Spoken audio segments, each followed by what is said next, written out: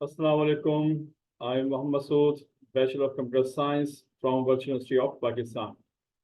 This is class number 6 of CSS Cascade Style Sheet designed for HTML tags.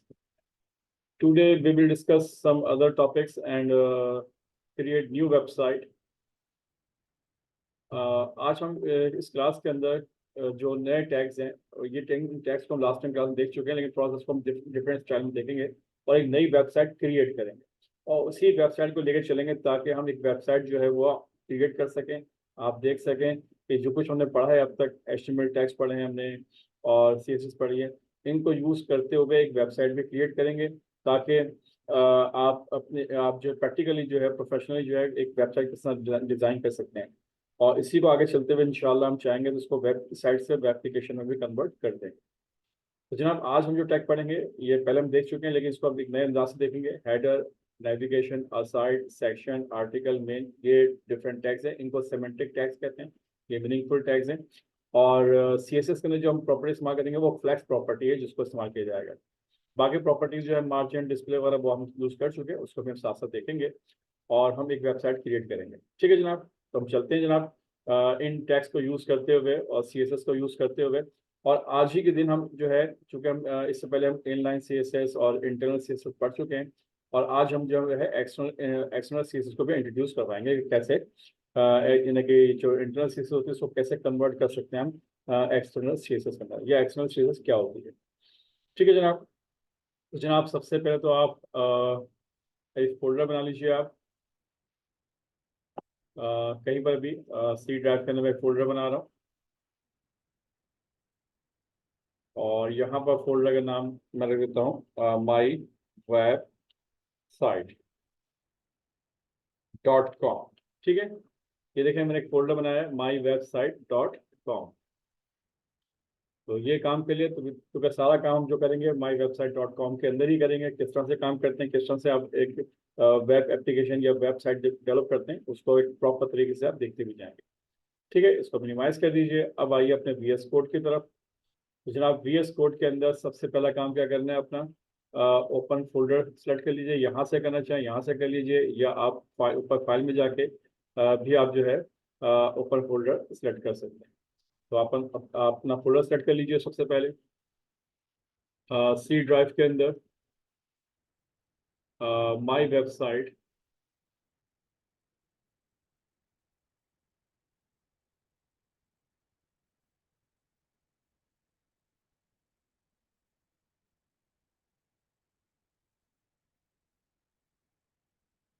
जनाब, ये देख लीजिए my website folder, इसको आप सेलेक्ट कर लीजिए। सेलेक्ट फोल्डर, ये फोल्डर आपके सामने आ गया है और इसके अंदर आपने सारा काम करना है। तो माई वेबसाइट .com के लिए सबसे पहले आप क्या करें, एक फोल्डर्स बना कर रख लीजिए जिनको आपको जरूरत पड़ेगी आगे फ्यूचर के अंदर। तो पहला फोल्डर्स इमेजेस के नाम से, ठीक है।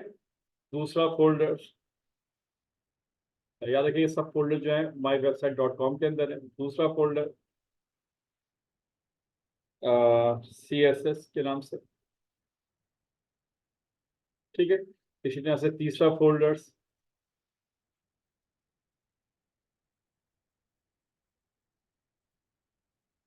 तीसरा फोल्डर भी माई वेबसाइट में रखिएगा और उसको रख दीजिएगा HTML पॉइंट्स। और इसी तरीके से मजीद फोल्डर्स हम बनाते जाएंगे, साथ साथ देखते जाएंगे कैसे हमें किस वक्त किस फोल्डर की जरूरत पड़ती है। फिलहाल मैंने 3 फोल्डर्स बना लिए। CSS का फोल्डर, अगर मुझे एक्सटर्नल CSS यूज़ करनी है तो उसके लिए मैं CSS का फोल्डर यूज़ करूँगा। और बहुत सारी HTML फाइल्स होंगी वेब एप्लीकेशन बनाते वक्त या वेबसाइट डिज़ाइन करते वक्त, तो तमाम की तमाम जो HTML फाइल्स होंगे वो सब मैं यहाँ रखूँगा। और जो इस वेबसाइट से रिलेटेड जो भी इमेजेस होंगे वो इमेजेस फोल्डर में रखूँगा। और इन सब से बाहर यानी कि माई वेबसाइट .com के अंदर बाहर जो है एक फाइल में क्रिएट कर रहा हूँ, उसका नाम मैं रख रहा हूँ इंडेक्स फाइल। ठीक है, index.html। ठीक है, इसको ध्यान में रखिएगा। ये बेसिक लेआउट बनाऊंगा, इस लेआउट के अंदर वेबसाइट डेवलप होगी और उसके अंदर हम सब कुछ देखेंगे। ठीक है, तो जनाब index.html इसको याद रखिएगा। ये कहाँ रखी है मैंने, बाहर साइड पे रखी है। ठीक है, यानी माई वेबसाइट के अंदर रखी हुई है। और बाकी जो फोल्डर्स हैं अब ये सारे के सारे एम्प्टी फोल्डर है, इनमें कुछ भी नहीं है। ठीक है, तो जनाब यहाँ से स्टार्ट करते हैं। जैसे कि जानते हैं, सबसे पहले अपना जो HTML का स्ट्रक्चर है उसको लिखने के लिए आप शिफ्ट के साथ एक्सक्लेमेशन साइन को प्रेस कीजिएगा और पहला जो ऑप्शन उसको सेलेक्ट कर लीजिए, तो आपका जो स्ट्रक्चर है वो आपके सामने आ जाएगा। अच्छा, यहाँ से जो फाइल एक्सप्लोरर का जो फाइल एक्सप्लोरर की जो विंडोज नजर आ रही है, इसको आप हाइड कर लें ताकि आप कोड को देख सकें सही तरीके से। तो जनाब, ये आपकी कौन सी फाइल है? ये आपकी इंडेक्स फाइल है आपकी। ठीक है, और इसका नाम आप इंडेक्स रख लीजिए, या चूंकि ये माई वेबसाइट है तो माई वेब, इसका नाम ये माई वेबसाइट।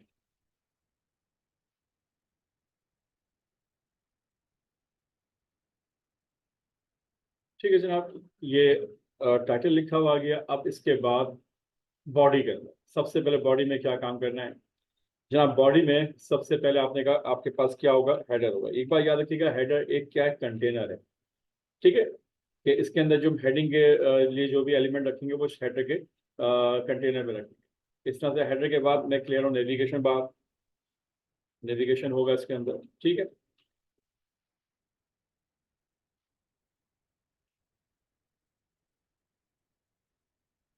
और नेविगेशन के बाद हम ले लेंगे जनाब। अच्छा, अब उसके अंदर हम जो बनाएंगे, 3 कॉलम बनाएंगे। अच्छा देखें, जो डिज़ाइन होगा वो किस तरह से होगा उसको साथ साथ आप देखेंगे।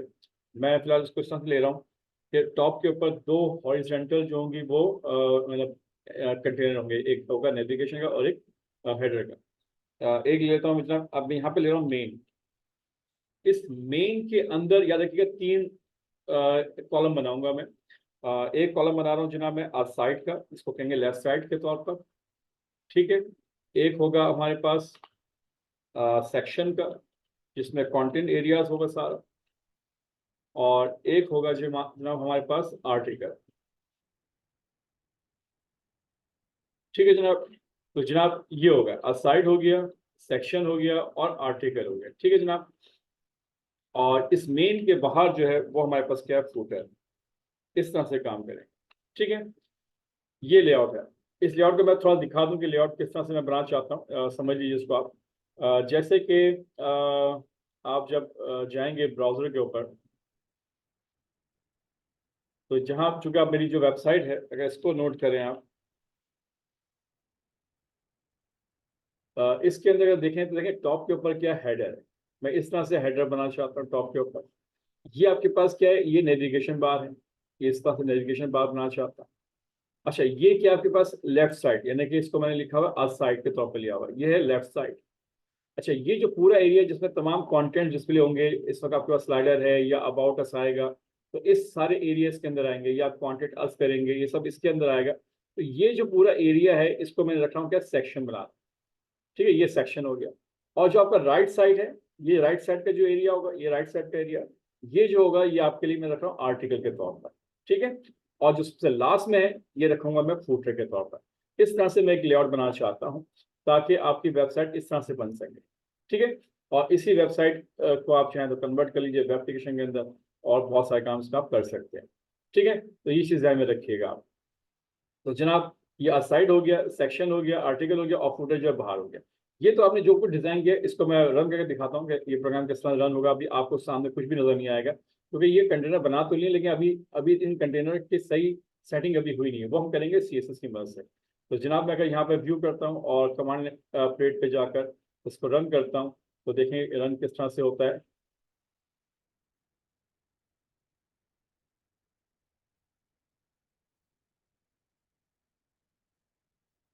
जनाब ये देख लीजिए, तो जनाब ये इसका आउटपुट आपके सामने अभी आने वाला है ब्राउजर के ऊपर।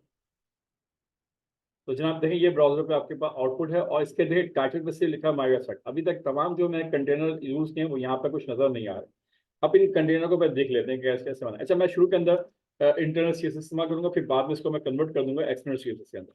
तो जनाब, इंटरनल CSS के लिए आप क्या करते हो? हेड के अंदर आप स्टाइल का जो सेक्शन है वो आप क्रिएट करते हो, फिर यहाँ पे आपने कहा जनाब मुझे हेडर चाहिए। ठीक है जनाब, ये हेडर क्या है? ये सिलेक्टर है, और जो आपका टैग का नाम है वही नाम आपने रखा हुआ है, तो उसको सिलेक्टर कहते हैं, और सेम नेम के साथ है। और इसमें आप जो है तमाम प्रॉपर्टी सेट करते हैं। तो जनाब मैंने कहा विद, जो रखी मैंने वो रखी जनाब 100%। ठीक है जनाब। और हाइट रखी मैंने जनाब ओनली सिर्फ सपोज करें इसको मैं दे देता हूँ तकरीबन 20 VH वर्टिकल हाइट।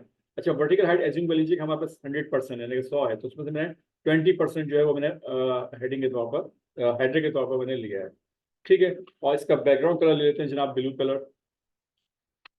याद है आपको इस तरीके से ये मैंने काम किया। याद रखिए पूरा जो बॉडी एरिया है वो भी कंटेनर है, वो मेन है ब्राउजर का जो बॉडी एरिया है पूरा, ये याद रखिएगा ये पूरा कंटेनर है। इसके अंदर मैंने एक हेडर का कंटेनर रखा है और इसके अंदर जो है मैंने इसकी विड्थ और हाइट सेट कर दी है। अब जब मैं इसको सेव करता हूँ तो नोट कीजिएगा ब्राउजर पे क्या इफेक्ट आता है।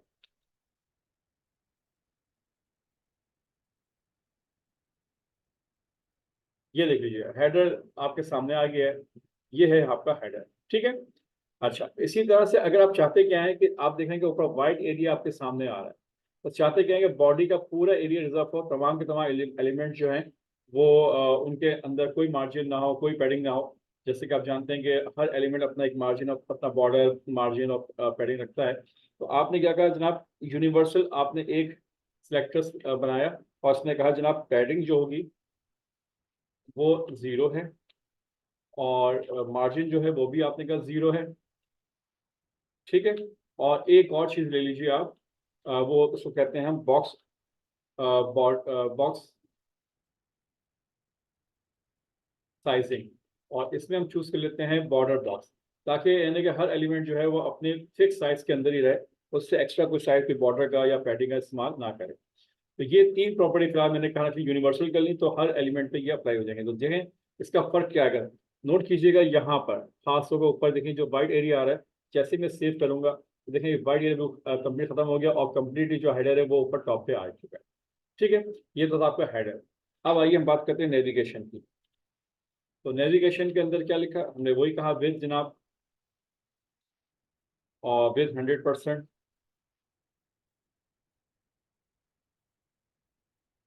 और हाइट जो है वो 10 VH वर्टिकल हाइट। तो हमने लेकिन हाइट के अंदर 100 में से जो है 30% हमने यूज कर लिया है, एक हेडर के लिए और एक नेविगेशन के लिए। सेव कीजिए और इसका बैकग्राउंड कलर ले लीजिए आप कुछ और, ताकि देखने में आसानी हो समझने में आसानी हो। जनाब उसको हम ले लेते हैं येलो। सेव कीजिए तो नीचे देखें जनाब ये आपका आ गया है नेविगेशन। अब हम यूज करते हैं क्या, याद रखिएगा हमें अब यूज करना होगा मेन, क्योंकि मेन के अंदर 3 कॉलम बनाएंगे, ये थे रॉस, और बीच में जो है मैं 3 सेक्शन बनाने हैं अलग अलग, लेफ्ट साइड सेंट्रल साइड और राइट साइड। तो इसके लिए हम करते क्या है कि एक मेन का जो टैग ले रखा है उस टैग को अभी हम समझाते हैं कि इसमें करना क्या है। ये मेन टैग है, इसके अंदर सिर्फ एक प्रॉपर्टी हम यूज कर लेते हैं,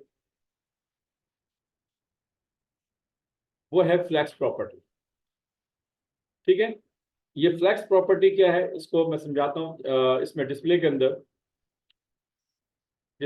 हम फ्लैक्स प्रॉपर्टी को यूज कर रहे हैं, और इसका क्या फायदा होगा वो मैं आपको समझाता हूँ। ये मेन कंटेनर से बिना ये काम के, क्योंकि ये मेन कंटेनर है, इसके अंदर 3 छोटे छोटे कंटेनर होंगे, लेफ्ट साइड सेंटर साइड और राइट साइड।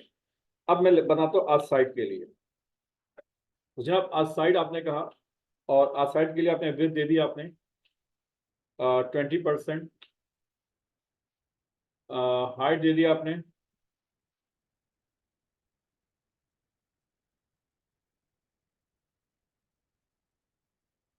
हाइट दे दी आपने जनाब चूंकि आपके 100 है, 100% यूज कर रहे हैं वर्टिकल हाइट, तो 20 हेडर हो गया है, 10 जो है आपका नेविगेशन हो गया है, और फुटर भी हम सपोज करें 20 या 10 रख लेंगे हम, तो 40 तो हो गया, तो 60% बचेगा हमारे पास जो बीच का एरिया होगा, उसको हम रख लेते हैं 60 वर्टिकल हाइट। ठीक है, और जनाब इसमें हम बैकग्राउंड कलर इसमें भी दे देते हैं, और यहाँ बैकग्राउंड कलर हमने ये यूज कर लिया। ठीक है, सेव कीजिए तो देखें इसका रिजल्ट किस तरह से आता है। ये देखें आपके पास क्या आ गया है, लेफ्ट साइड आ गया है। ठीक है, आज साइड के अंदर इसी तरह से मुझे राइट साइड बनाना है, मैं इसी को कॉपी कर लेता हूँ सेम, और इसके अंदर आज साइड की जगह पे मैं यूज कर लेता हूँ जनाब सेक्शन। ठीक है, सेक्शन। अब सेक्शन के अंदर चूंकि 20% आपने लेफ्ट साइड रखा हुआ है और 20% राइट रखेंगे तो बीच में कितना बचेगा 60, उसको 60 कर लीजिए आप। और वर्टिकल हाइट सेम वही रखी है आपने, कलर चेंज कर लीजिए आप।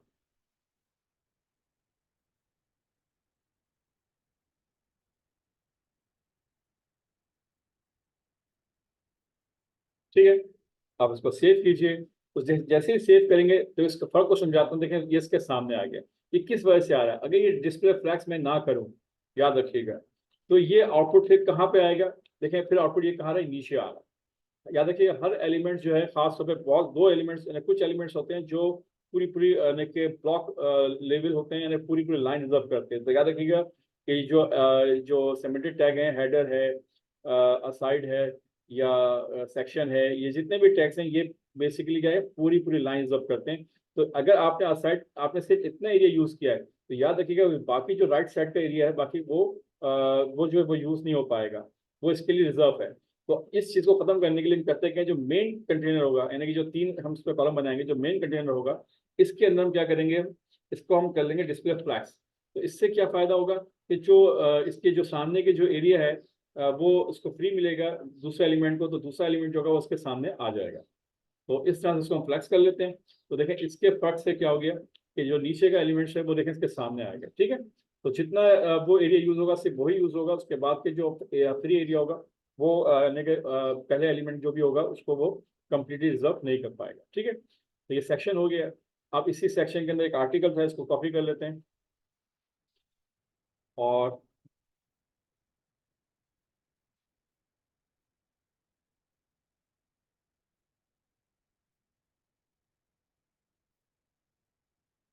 सेक्शन के अंदर हम यहाँ पर दे देते हैं आर्टिकल।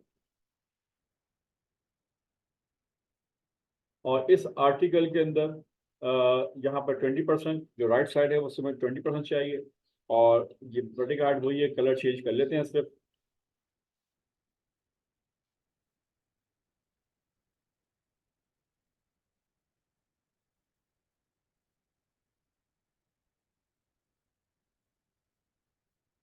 ठीक है जनाब, आप सेव कीजिए। तो देखेंगे कि ये आपके पास क्या आ गया। देखें ये आपके पास इस तरह से ये आ गया। अब नीचे रह गया फूटर, तो फूटर की भी सेटिंग कर लेते हैं आप। तो जनाब यहाँ पे आप जो आपके पास हेडर था उसी को कॉपी कर लेते हैं सिंपल। तो फिर सेम उसी तरह के नीचे बनाना है अपने। तो यहाँ पे इसको कंप्लीटली पेस्ट कर लीजिए। हेडर की जगह पे आप लीजिए फूटर। और जनाब फूटर,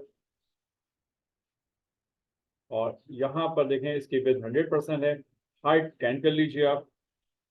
ठीक है, और कलर जो है ब्लू रखना चाहें ब्लू कर दीजिए, या आप कोई और कलर चाहते हैं तो कोई और कलर आप रख सकते हैं।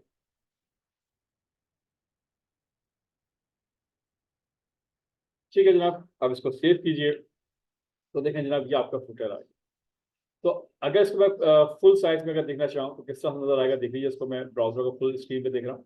तो देखें ये आपके पास क्या बन चुका है, इस तरह से आपका ये एक लेआउट बन चुका है। याद रखिएगा ये लेआउट का मतलब क्या है, ये सारे के सारे जो आपने सेमेंटिक टैग यूज किए हैं, हेडर, नेविगेशन, असाइड, ये सब के सब जो यूज किए हैं, ये सब कंटेनर है। इनके अंदर अब अपनी मर्जी के मुताबिक आप एलिमेंट रखेंगे।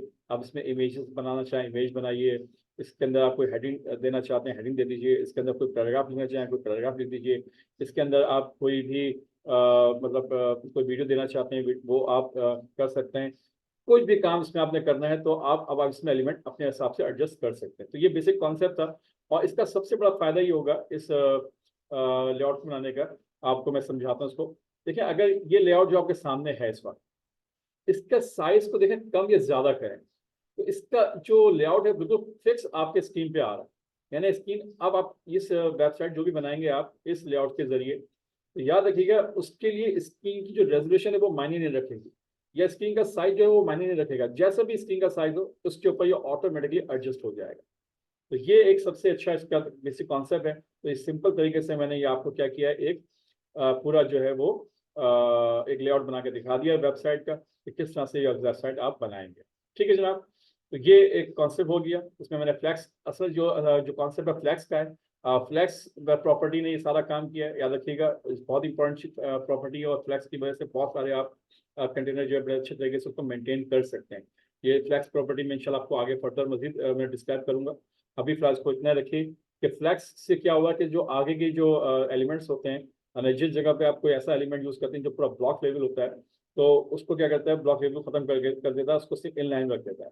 तो बाकी जो एरिया उसका बचा हुआ होता है उसमें दूसरा एलिमेंट जो है वहाँ पे उसको एडजस्ट किया जा सकता है।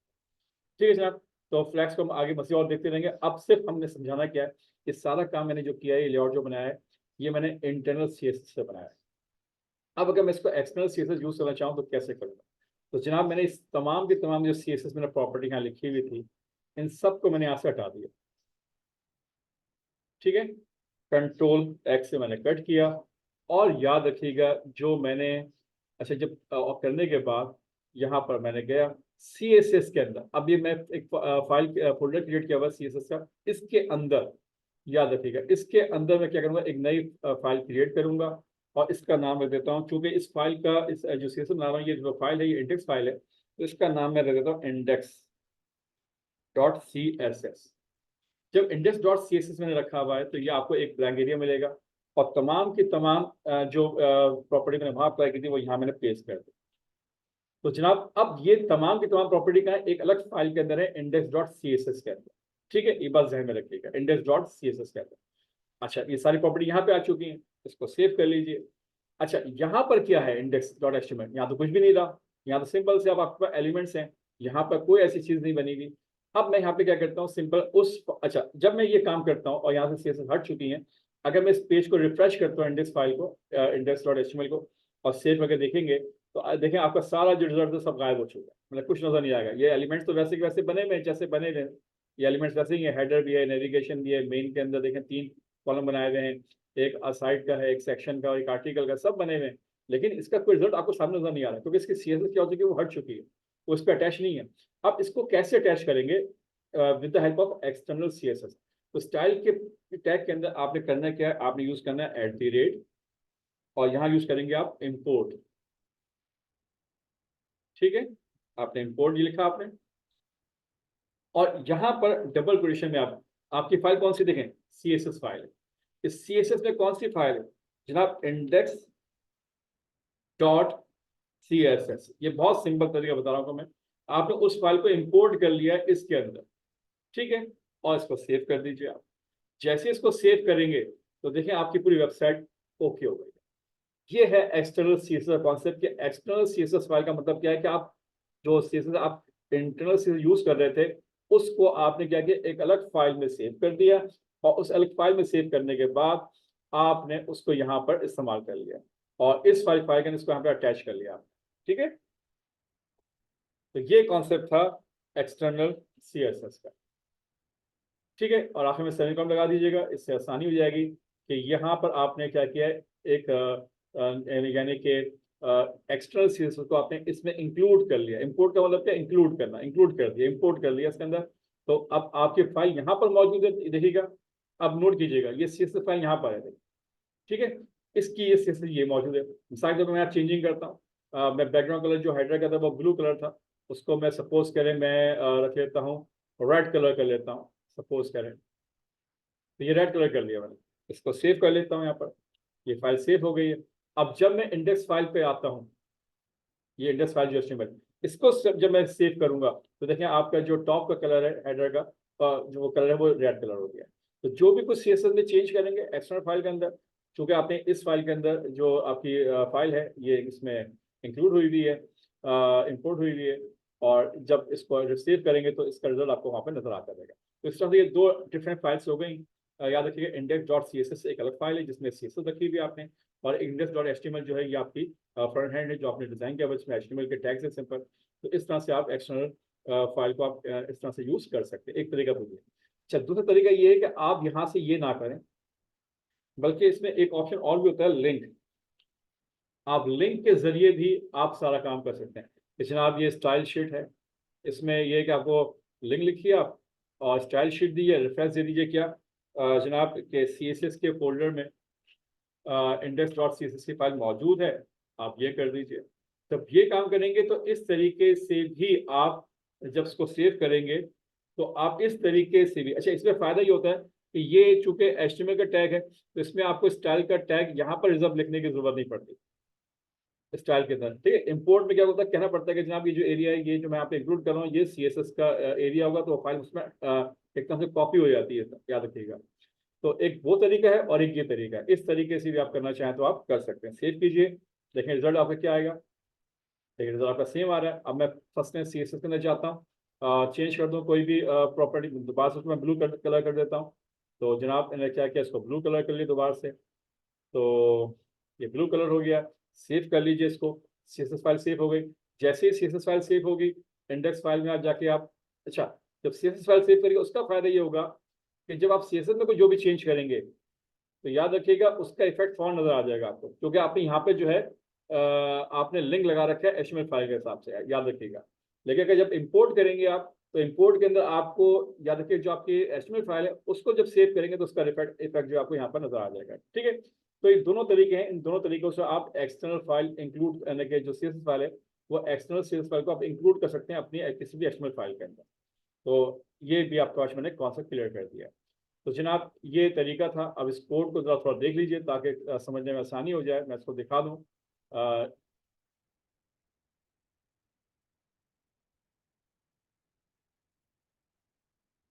ये कोड है आपका, ठीक है। ये मैंने एक्सटर्नल CSS इस तरह से, उसका टैग इस तरह से इस्तेमाल करेंगे, ये इस तरह से लिखा हुआ है मैंने।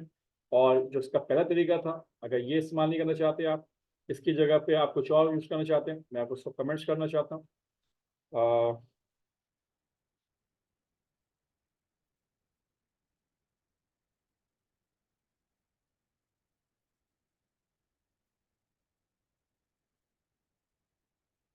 एक तरीका तो ये हो गया, ठीक है।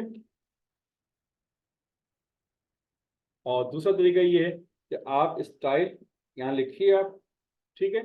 और स्टाइल के अंदर क्या कर देंगे, आप इंपोर्ट कर देंगे। और इंपोर्ट के अंदर आप लिख देंगे वही कि CSS फाइल और index.css, ठीक है।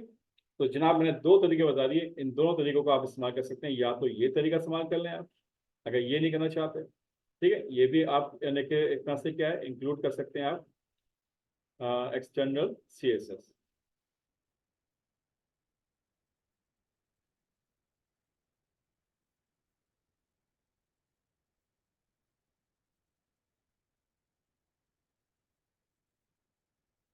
ठीक है। एक तरीका ये है।